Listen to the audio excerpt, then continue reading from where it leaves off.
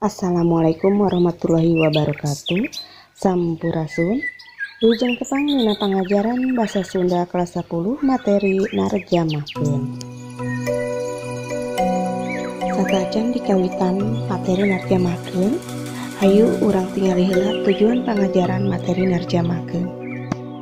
Ruka hiji, siswa bisa narjamakeun teks bahasa Indonesia karena bahasa Sunda atawa sabarina.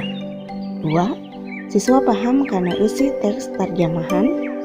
3. Siswa bisa mikawruh padikan narjamahkeun jeung macakeun hasil tarjamahanana. 4. Siswa bisa menerkeun hasil tarjamahan kalawan merenah. Tah ayeuna urang lebet kana materi narjamakeun. Narjamakeun mangrupa proses mindahkeun hiji basa ka basa sejenna. Dina basa asli ka basa sasaran atawa tujuan. Istilah lain sok disebut alih basa. Saacan narjamakeun, tantuna urang kudu ngarti heula jeung paham kana maksud nu dikandung dina basa aslina, supaya hasil narjamakeun teh sarua jeung aslina lain ngan saukur sarua maksudna, tapi rasa basana oge kudu merenah.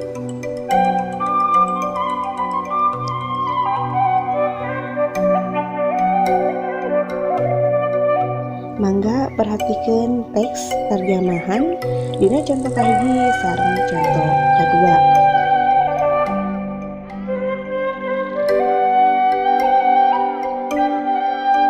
Dina contoh hiji katingali aya struktur basa jeung rasa nu beda antara teks asli jeung hasil tarjamahan. Sedengkeun dina teks contoh kadua tarjamahanana saayana luyu jeung teks asli. Memang dina narjamakeun bisa sarua jeung teks aslina, bisa oge rada beda. Gumantung metode narjamakeun anu digunakeun.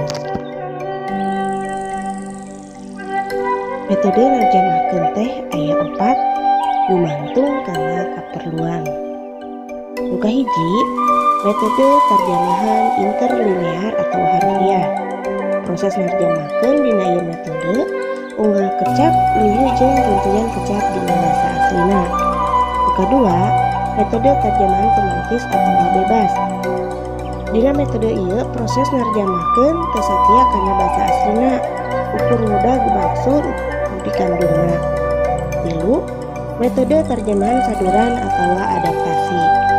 Proses narjamakeun dina metode ieu lain bebas deui, tapi minakeun alam, rasa jeung suasana aslina, bisa luyikeun kana alam rasa jeung suasana nu nyantak dina kahirupan sabudeureun nu narjamakeun. Nu kaopat, metode tarjamahan otomatis.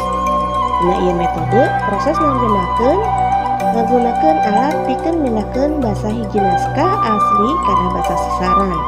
Contohna ngagunakeun Google Translate.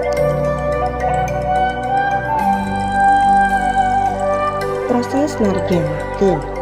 Proses narjamakeun dimimitian ku mariksa teks asli, narjamakeun sarta mariksa deui atawa ngedit hasil tarjamahan.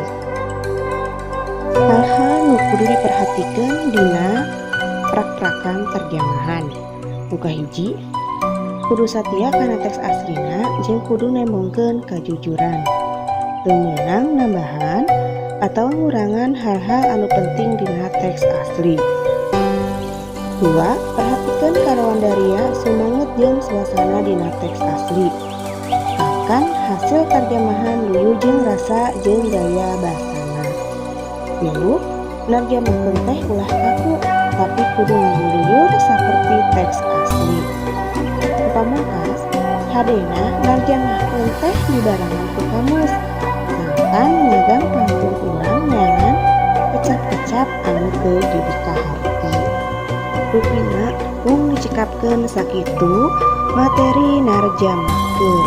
Hapunten bilih aya kalepatan. Hatur nuhun kana perhatian.